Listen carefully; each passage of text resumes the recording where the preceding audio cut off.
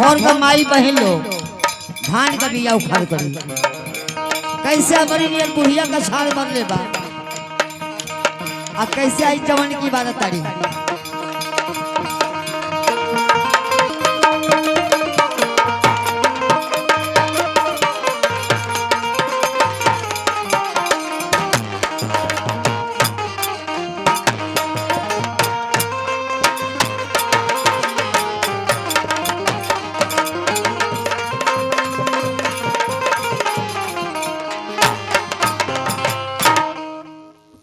बड़की भौजी अरे है तो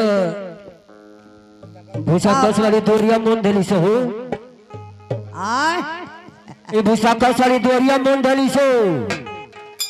कदमे खचा के रह गई लो भूसा का द्वार ना मुनाई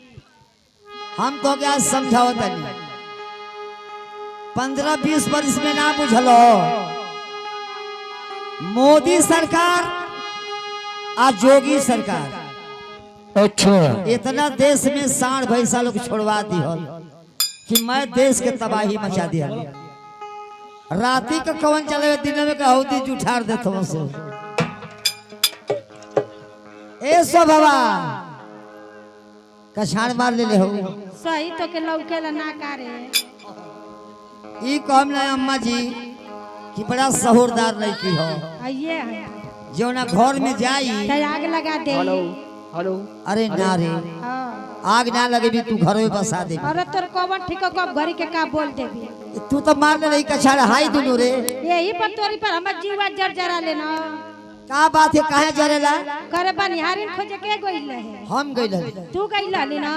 तिनन के बात हेलो। ना जानत हई ना रे बुचिया हम तो ना जानत हली तो सुन ले आज के बात जान जाइए हेलो ई जानत हली दोनों का छान काहे ना मारे नी सो काहे रे अरे ई दोनों जोक से डरानी सो रे बाप रे बाप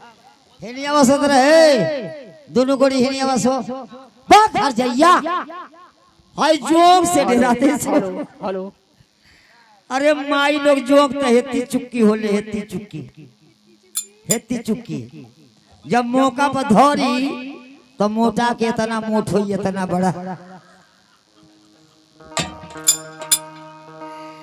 आ जहाँ धरी वो जब दर्द ना करी खाली चुन चुनाई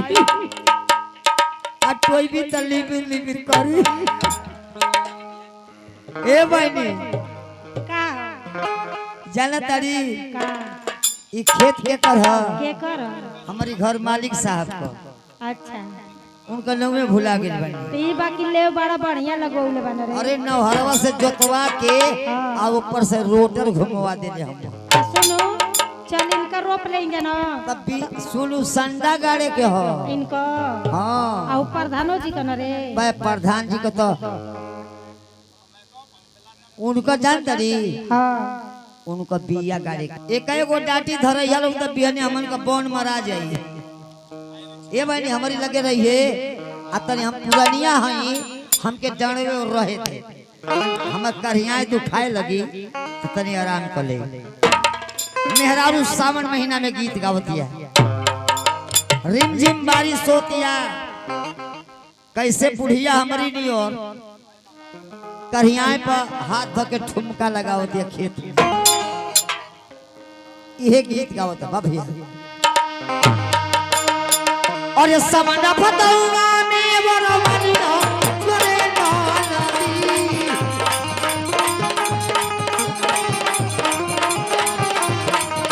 समना फतौना बरवनिया करे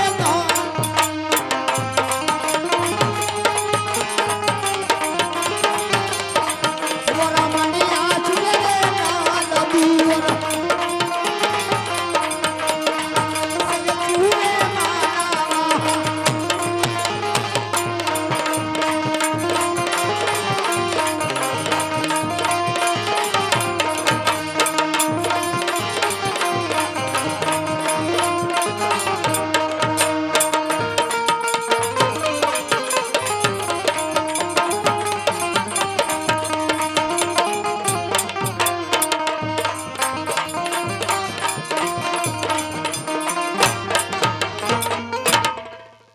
मास्टर साहब का हो अरे पहले पत्थर का जाता चलत रहे हो, अब कब का चला था रबड़ का। अदमे घाचा के हवा का मऊगड़ऊ रबड़ की जाता में गेहूं पिसा हो। अरे जो हम जाता बताओ तनी वो जाता को रोटी आजकल का लड़का लोग ना खैले हुई। देखा एगो लड़का पीछे कहता के बड़की माई हम खैले हैं। एगो सवाल पूछी बच्चा बतइबे सावा का भात खैले हवे। अरे सावा का भात गरम खा ले छुलुक मुत्ती धले रे तो सुता पर तो उजर का यहाँ में पकड़ ले। हमारी का घर का माई बहन लोग 2-4 किलो गेहूं ले तो जाता पर बैठे 3 बजे भोर में। वही समय कॉल आप बैल गोरू हौदी पर लोग जाए। हमनी को घर का माई बहन जाता पर बैठ के सारी गीत गामी 3 बजे भोर में तो सुतला मर्दन लोग को नींद टूट जाए। सही है ना हो ए का कौन गांव में आई नहीं जरे नूरपुर रे। तई बताओ कि नूरपुर गांव में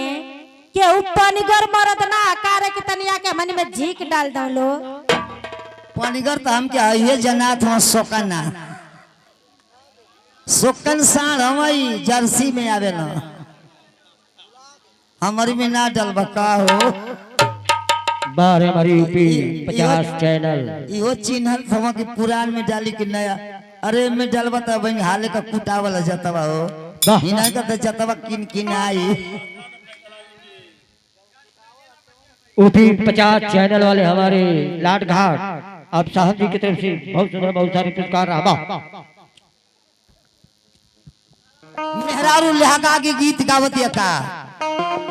ए बहनी तनी तनी डलिया हमर रानी नो एक क्याला हवा के डाल देबू तो धो के हम पासे घुसुक जाइबो। टंगरिया औरी फैलाव रे हर जइया आ 2-3 कुकुर बैठलो मेड़रिया जुठार दिन सो।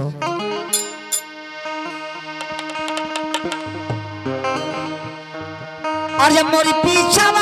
रवा छोड़िया काछिया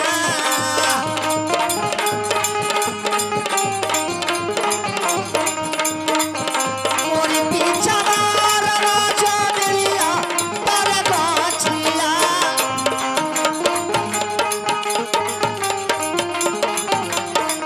हाँ मोरी पीछा रवा छोड़िया पर काछिया।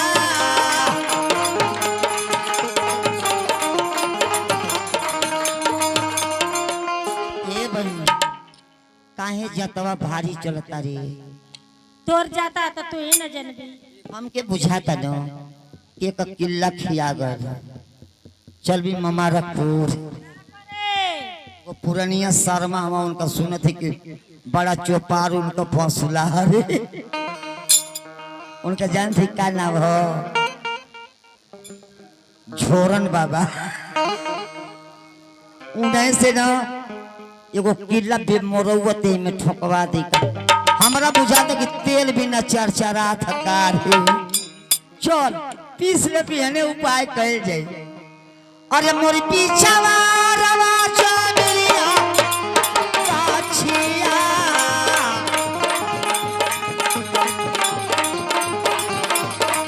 चमेलिया करे काछिया जा अरे ताजी ऊपर कागा बोलिया